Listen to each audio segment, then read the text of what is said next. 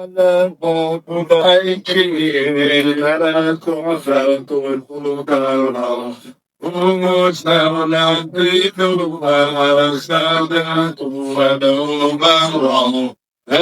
إله إلا الله لا إله إلا الله محمد رسول الله عليه صلاة الله أدعوه ودعا التقريب جبل سيرين وقلبي عن ذاك ملا أتذكرك ورحمة لا إله إلا الله لا إله إلا الله محمد رسول الله عليه صلاة الله أعوذ بالله من الشيطان الرجيم بسم الله الرحمن الرحيم وصلي والسلام وبارك على سيدنا ومولانا محمد وعلى آله وأصحابه والحمد لله رب العالمين ربنا زدنا علما وعملا وأدبا وفهما السلام عليكم ورحمة الله تعالى وبركاته. Donc toujours dans la continuité des Muzakkara de Yom Jumu'ah, on lit donc en expliquant l'ouvrage des Juzay al-Darouri, Juzay al-Gharnati, ce savant de Grenade qui, alhamdoulilah, est un savant très important du monde musulman, notamment pour ce qui est du mazhab maliki.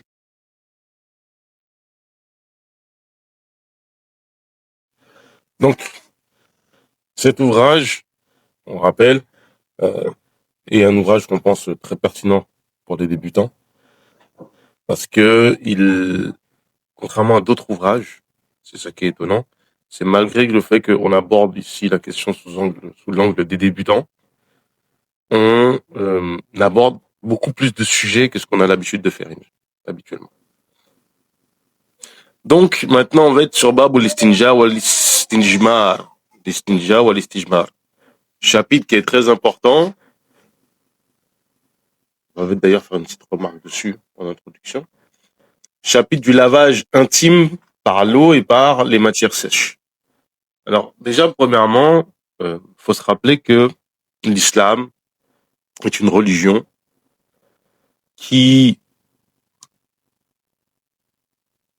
dont l'objectif est d'être dans une relation intime avec Allah Ta'ala, constamment.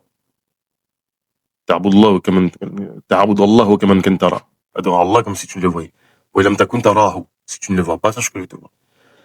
Innahu yarak. Et de ce fait, Allah Ta'ala a institué cette religion de telle façon que nous n'avons même pas à nous poser de questions. Au final, nous n'avons même pas à nous poser de questions sur quel est l'acte qui est bénéfique à tel moment dans notre vie. Pourquoi ? Parce que la législation y répond. Quel est l'acte qui est bénéfique à tel instant dans notre vie pour se rapprocher d'Allah ? La législation y répond. La seule interrogation, évidemment, ce sont les savants pour savoir comment se fait cet acte-là, les manières, etc. En fait, on a, pour ainsi dire, du prêt à pratiquer pour se rapprocher d'Allah. Du prêt à pratiquer pour se rapprocher d'Allah.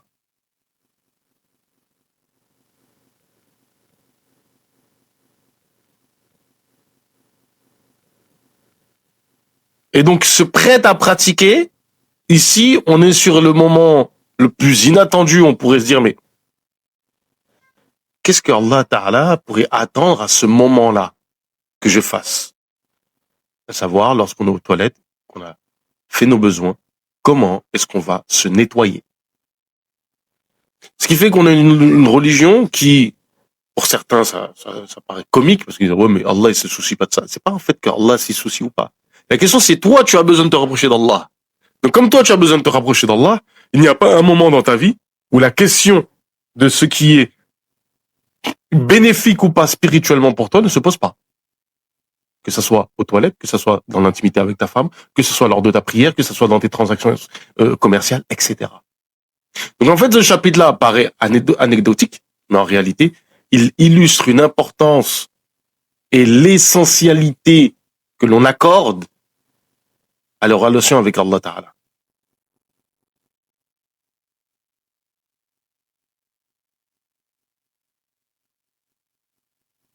Dernier élément, et là on va aborder la dimension spirituelle, la symbolique de l'istinja et de l'istijmar, c'est le fait de prendre une impureté, de la retirer, mais ici, la symbolique, elle renvoie au cœur, c'est que ton cœur a une impureté en elle et tu la retires. On se rappelle, on rappelle ce récit où le prophète, alayhi salatu wassalam, enfant, voit Sayyidina Jibril, alayhi salam, venir le voir, ouvrir sa poitrine et retirer quelque chose de son cœur et nettoyer son cœur avec de la neige. Donc, quand une personne urine ou défèque, إذا بال الإنسان وتغوط فعليه أن يستنجي بالماء. Il est obligatoire pour lui de se nettoyer à l'eau. ويجوز أن يستجمر بالأحجار وشبابها وشباهها لما ينقى. Alors ici, déjà, premièrement, il y a une hiérarchie dans ce qui est préféré. Première chose, le statut de se laver avec l'eau, qui est préféré à se laver avec une chose sèche pour retirer le corps de l'impureté.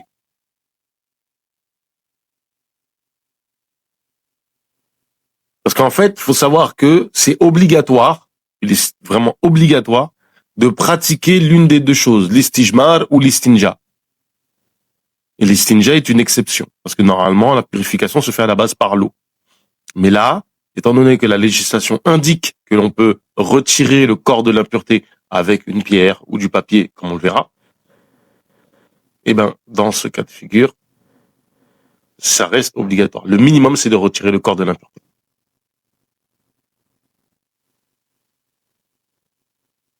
Donc c'est obligatoire, on dit que c'est permis. Maintenant, ce qui est préféré, c'est retirer le corps de la pureté avec ce qui est sec. Donc le prophète alayhi salatu wassalam, dans son époque, ils utilisaient des pierres. Nous, on va utiliser du papier. Et ensuite faire l'istinja. Donc laver à l'eau.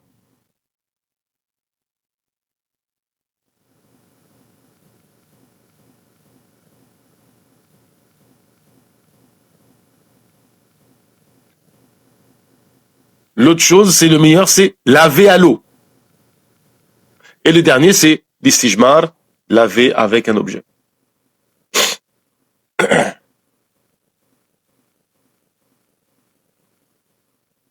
Donc dans cet ordre-là. Pour ce qui est de laver à l'eau, quelle est la méthode utilisée? Pour ce qui est de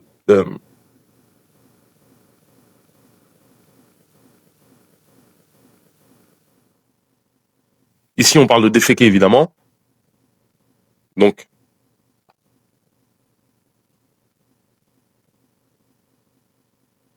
voir les comme ça. Pour ce qui est de déféquer, on va s'appuyer sur la jambe gauche.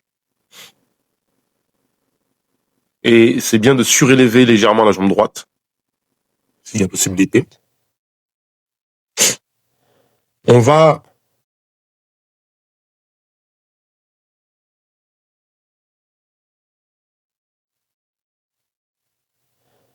détendre tout ce qui est sphincter, anus, etc. pour bien retirer l'impureté. Et donc, que l'on fasse l'istijmar ou l'istinja, on le fait avec la main gauche. Si on fait l'istinja, ce qui est évidemment le mieux à faire, notamment si on fait l'istinja après avoir fait l'istijmar, on lave la main avant, on rince la main. Ensuite, on va faire couler l'eau et on va retirer l'impureté en la nettoyant.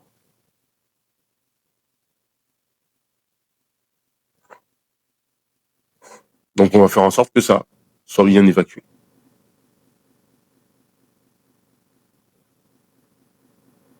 Par la suite, il est demandé de se laver les mains. Wa alaykoum salam. Il est demandé de se laver les mains. Alors aujourd'hui, évidemment, on a tout ce qui est savon, etc. Avant, on vous disait frotte ta main dans le sable, etc. Donc, très très vite, évidemment, il y a eu aussi le savon.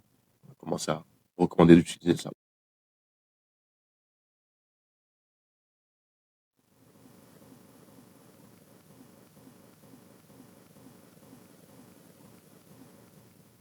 Pour ce qui est de l'istijmar, précision importante.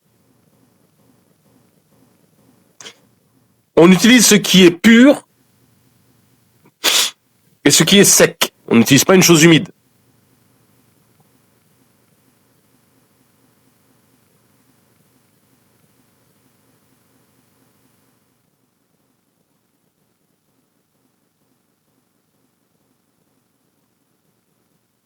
On utilise une chose qui agrippe légèrement, mais qui en même temps n'est pas euh,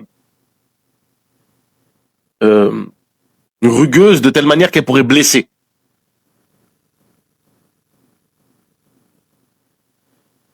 On n'utilise pas ce sur quoi il y a un ta'zim, wa alaykoum salam, et tout ce qu'il y a d'écriture dessus. Dès qu'il y a une écriture dessus, c'est vraiment déconseillé, voire interdit de le faire. Et ça, étonnamment, même si dessus a écrit de la sorcellerie. Parce qu'en fait, il y a un tarvim dans le fait d'avoir les lettres. Il y a une certaine honorabilité dans les lettres. Quelle que soit la langue. Que ça soit de l'arabe. Alors, d'ailleurs, ça répond à certains qui disent, oui, wa alaykoum salam, oui, votre, c'est l'arabe, la langue de Dieu, pas les autres langues. Non. On considère que les lettres, toutes, ont une sacralité en elles-mêmes. Et non. Que ça soit un roman de une feuille d'une page d'un roman de Harry Potter. Que ça soit une page de la Bible, une page de n'importe quoi. Alors évidemment, le Coran, vous imaginez bien. Quel que soit, ça peut être une page du dictionnaire en sanskrit, ça peut être une page écrite en chinois. Quelle que soit la langue, c'est interdit de l'utiliser pour faire l'istijmar. Pareil, on n'utilise pas des choses qui ont une valeur, comme l'or et l'argent, ou des pierres précieuses.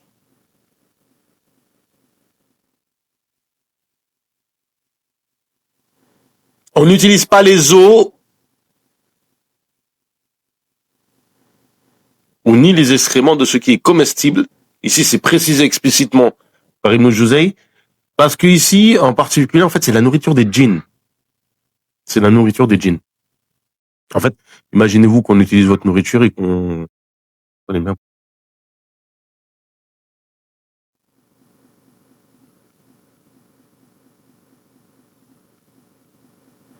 Autre chose fondamentale, vraiment très très important, c'est que quand on défèque, quand on urine, il y a ce qui est obligatoire qu'on appelle, ici il n'en parle pas, wa alaykoum salam,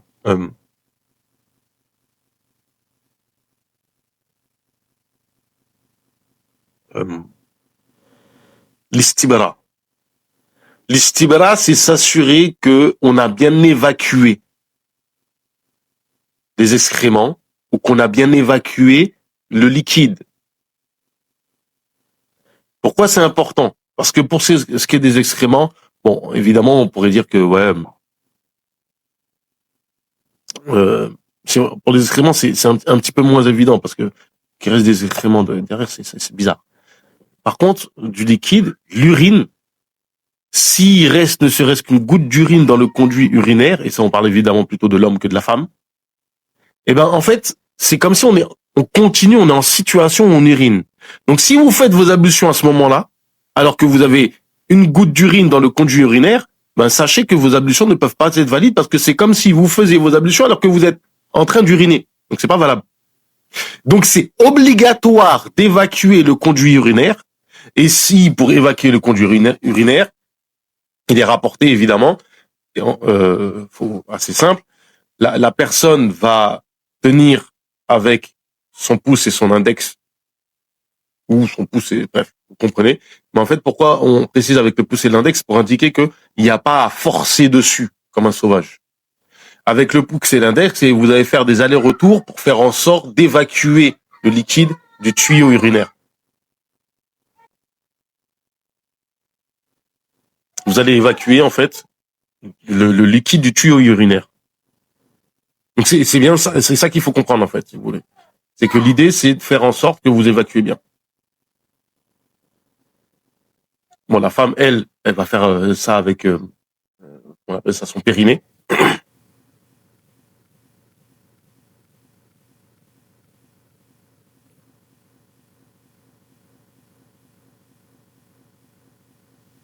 Et il suffit de faire 1 ou 2 allées, voire 3, évidemment, on est toujours en impair.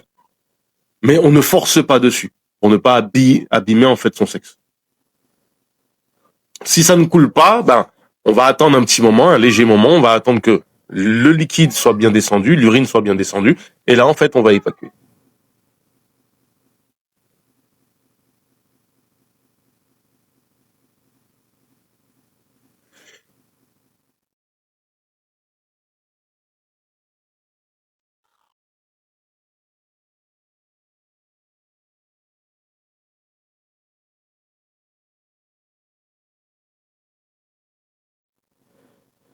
ولا يجوز بخروج المذي إلا غسل الذكر كله بالماء.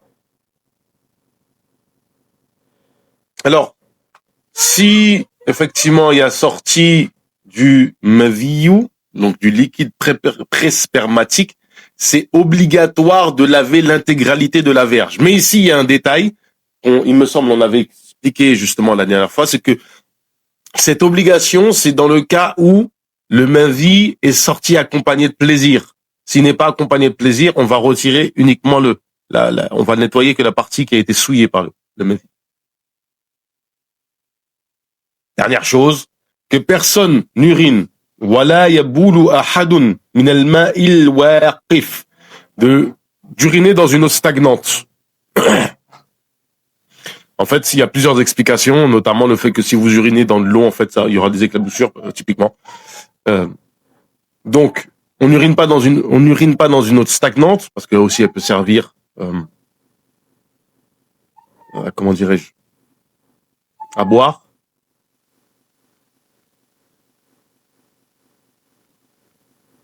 Ni sur les routes, sur les chemins, ni à l'ombre d'un arbre ou d'un mur, non plus en faisant face à la qibla ou en lui tournant le dos. Alors, il y a plusieurs explications ici. Parce qu'en fait, c'est pas pour les mêmes raisons. Ni sur les routes, ni à l'ombre d'un arbre ou d'un mur. En fait, on parle ici des endroits où les gens passent, où les gens vont se poser. À l'ombre d'un arbre, c'est parce qu'en fait, il fait chaud, il y a le soleil, les gens, ils vont se poser à l'ombre de cet arbre-là. Le mur, c'est par exemple les murs où les gens vont venir et vont rester un moment, ce genre de choses. Sur les routes, c'est le même principe. En fait, ces 3 endroits-là, la raison de l'interdiction, elle est liée à quoi? Elle est liée au fait que si les gens passent et ils voient qu'il y a de l'urine, ils vont vous maudire. Donc en fait, tout endroit,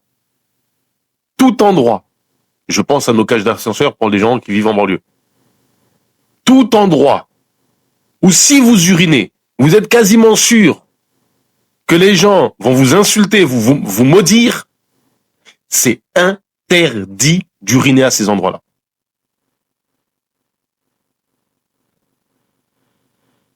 Donc quand vous voyez certains de nos quartiers où il y a des odeurs, un petit peu d'urine un petit peu partout, vous comprenez que c'est interdit. Par exemple, dans des cages d'escalier, etc. C'est interdit. Strictement interdit.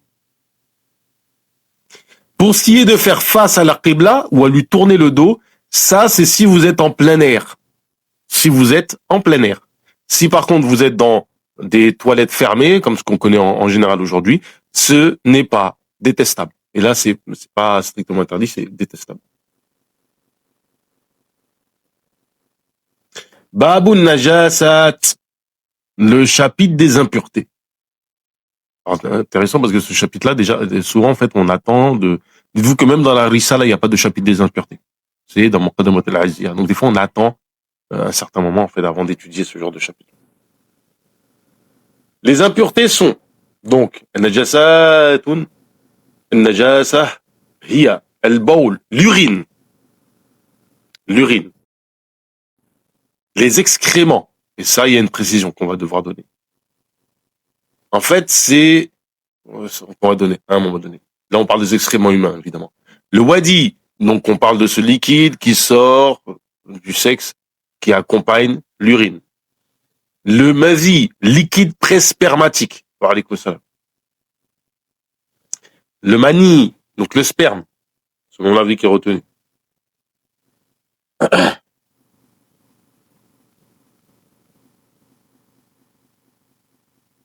Le pu en grande quantité. Ici, pourquoi on parle de pu en grande quantité?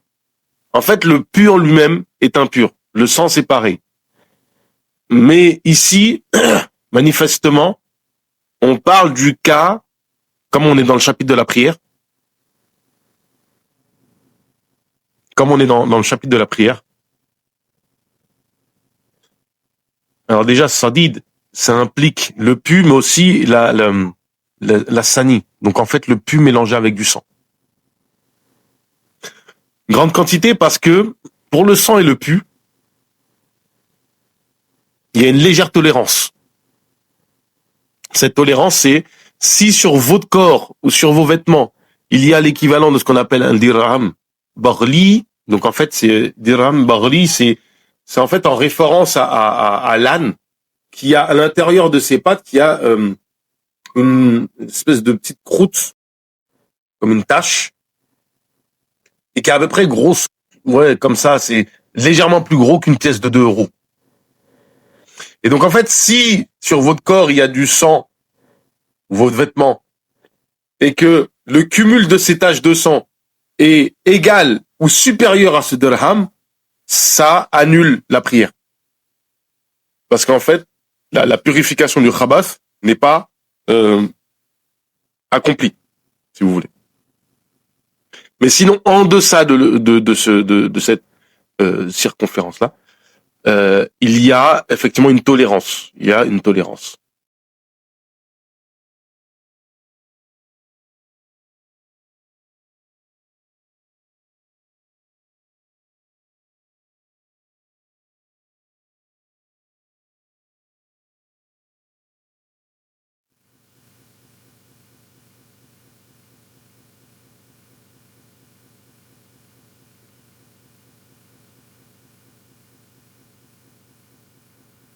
L'alcool. Donc pour le madhhab maliki, tout ce qui est enivrant, liquide enivrant est de l'alcool, et donc est impur.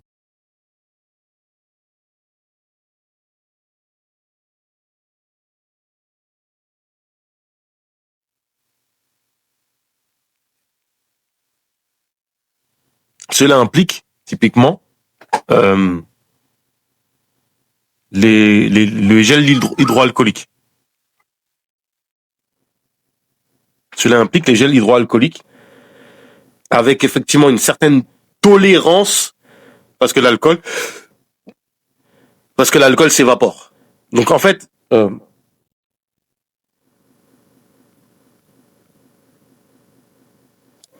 y a le fait que l'alcool s'évapore, mais surtout si la personne met du gel hydroalcoolique sur ses mains et rince ses mains à l'eau, il n'y a pas de problème.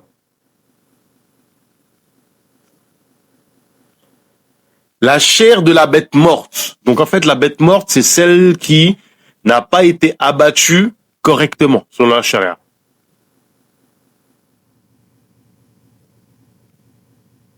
Celle qui n'a pas été abattue correctement, selon la charia. Donc c'est les bêtes qui sont licites en elles-mêmes,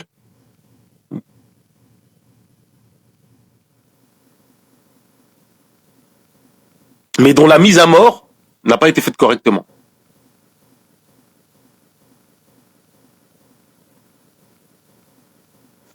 Les os de la bête morte, la chair du porc, aslan, et ses os.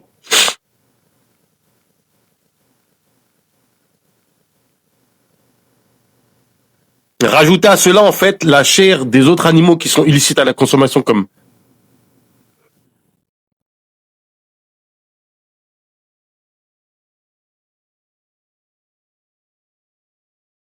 excusez-moi, comme le cheval, comme l'âne, de mémoire le singe, parce que je crois que c'est haram pour le singe.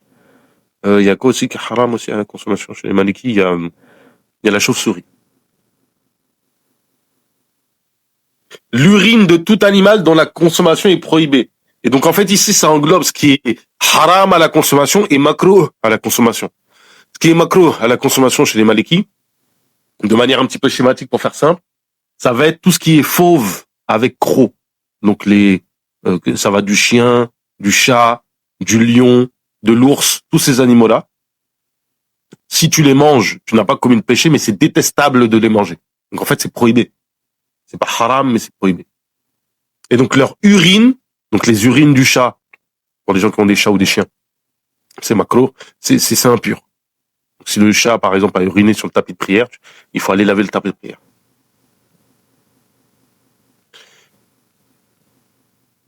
Pour ce qui est d'avoir sur soi une impureté, alors on va y venir maintenant. ويجب على المصلي أن يغسل النجاسة من جسده وثوبه والموضع الذي يسل به يصلي به. Donc il est obligatoire pour toute personne qui prie de laver l'impureté de son corps, de son vêtement et de l'endroit où il prie. Voilà, yahmilu fi jasadihi shay'an min al-najasat. Et il ne porte pas sur soi une impureté. Donc en fait, ici, ce qui nous est dit, c'est l'impureté qui est sur soi, que l'on porte ou qui nous porte. Pour ce qui est de l'endroit où on prie, c'est l'endroit qui va toucher les parties du corps qui sont en contact. Donc par exemple, évidemment, vous savez comment se fait un soujoud. Donc s'il y a les mains, le front, les genoux et les pieds qui sont en contact avec l'impureté, cela invalide la prière. Par contre, si c'est en dessous, par exemple, comme s'il y a une tache, on reprend l'exemple de l'urine du chat, sur le tapis, il y a de l'urine de chat, mais qui est juste au niveau, quand on se prosterne, en fait, on ne touche pas cette partie-là. Donc on n'est pas porté par l'impureté. De même, si par exemple sur le sol, il y a une impureté qui est étalée, qu'on met par-dessus un tapis, et que le tapis, en fait, protège de l'impureté, c'est-à-dire qu'il ne boit pas l'impureté de telle manière que l'impureté est dans le tapis, et en fait, là, vous avez protégé de l'impureté. Pour ce qui est des vêtements, c'est comme on a dit, il y a ce qui est toléré comme le sang et le pu. Sinon, le reste, il n'y a pas de tolérance.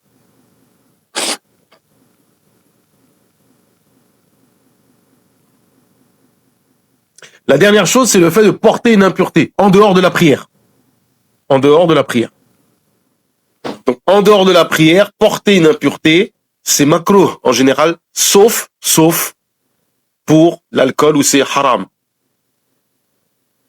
C'est haram et on verra, Inch'Allah, sur le fait d'acheter et de vendre. Alors, se pose ici la question des parfums avec de l'alcool modifié. Il y a deux avis chez les contemporains. Un avis qui dit que, étant donné que l'alcool est modifié à la base et n'est plus consommable, alors cet alcool modifié a perdu son caractère impur. Il y a eu ce qu'on appelle l'istihlal. Il a été devenu pur. Donc on peut l'utiliser selon cet avis-là. Sachant qu'il y a un avis chez les Ahnaf, ça va dans ce sens-là, de prise en compte de la divergence aussi.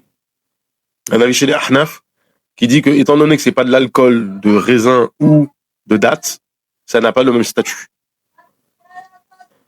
La dernière chose, le deuxième avis, c'est que en fait, le caractère impur de l'alcool reste, donc c'est impur. Le premier avis est partagé par une partie des fuqaha contemporains, le deuxième avis par l'autre partie des fuqaha contemporains. C'est pas une question totalement tranchée. Wallahu ta'ala a'lam. ربنا زدنا علما وعملا وأدبا وفهما وهب لنا يا أكرم في التلاوة خيرا كثيرا منك والحلاوة وصلي وسلم وبارك على سيدنا ومولانا محمد وعلى آله وصحبه والحمد لله رب العالمين.